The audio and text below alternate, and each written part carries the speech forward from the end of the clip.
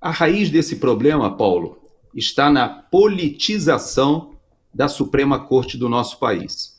Veja que aquilo que o ministro Barroso hoje, de certa maneira, se ufana de interpretar que o momento que o Brasil vive é aquele em que a Suprema Corte assume um papel político, ele não somente é uma distorção do papel previsto na Constituição, mas como ele traz problemas. Veja só, existe aquela frase que a gente conhece bem, né? Quem está na chuva, né, acaba estando sujeito a se molhar. Mas existe a frase mais recente que é: se você não sabe brincar, não desce para o play, né? Que a gente ouve muito a gurizada falar.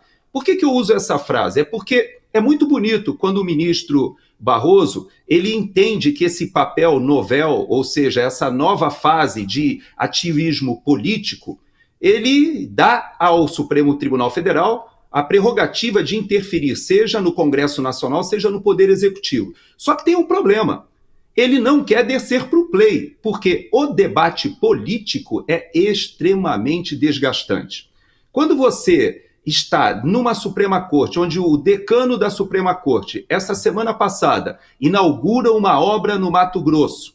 Veja que lá atrás, quando a gente viu ainda, na época do Mensalão, que o relator do Mensalão, eu não sei se você lembra que o ministro Joaquim Barbosa, certa vez ele teve ali uma discussão, um debate com Gilmar Mendes lá atrás, e ele faz essa acusação à época, dizendo que era um ministro que tinha um ativismo político. E ele fez referência, inclusive, a jagunços ali do Mato Grosso. Quando houve aquela discussão, lá atrás, muitos de nós achamos um pouco exagerado, né, o Joaquim Barbosa falar dessa forma de um colega seu.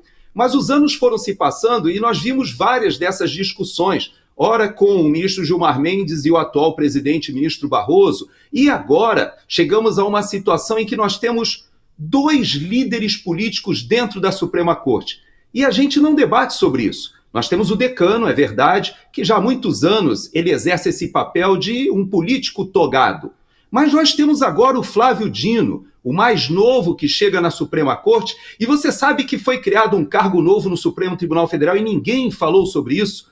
Nós temos agora no Supremo Tribunal Federal o líder do governo no Supremo Tribunal Federal. Existia o líder do governo no Congresso. Todos os países têm, né, o líder do governo, o líder da oposição, mas agora no Supremo Tribunal Federal, nessa nova fase política, nós temos o ministro Flávio Dino, inclusive, tomando decisões ali para acertar. Vai liberar emenda? Não vai liberar emenda? Convém para o orçamento? Deixa liberar, mas depois você caça. Você começa a modular até mesmo a atividade do Executivo estadual e federal e do Legislativo com o Supremo Tribunal Federal. Então, a raiz dessa sua provocação, ela tem precedente. Nós tivemos um caso do Toffoli, eu não sei se você lembra, ele foi à Inglaterra assistir um jogo de futebol e lá estava com seu segurança. E aí, a sua pergunta é muito pertinente. Quem pagou a passagem desse segurança? Será que ele ficou hospedado aonde? Quem? Com que dinheiro? Então você começa a levantar uma questão que eu vou além. E os voos da Força Aérea? Hoje nós temos pilotos da Força Aérea que poderiam estar trabalhando em aeronaves militares numa verdadeira empresa de jatos executivos somente servindo a essas autoridades, para lá e para cá. E quem não sabe daquele velho truque índio de sexta-feira arrumar uma agenda na sua base, vai para lá, finge que faz alguma coisa e na segunda, terça-feira você volta a Brasília e a FAB tem que te levar para lá e para cá.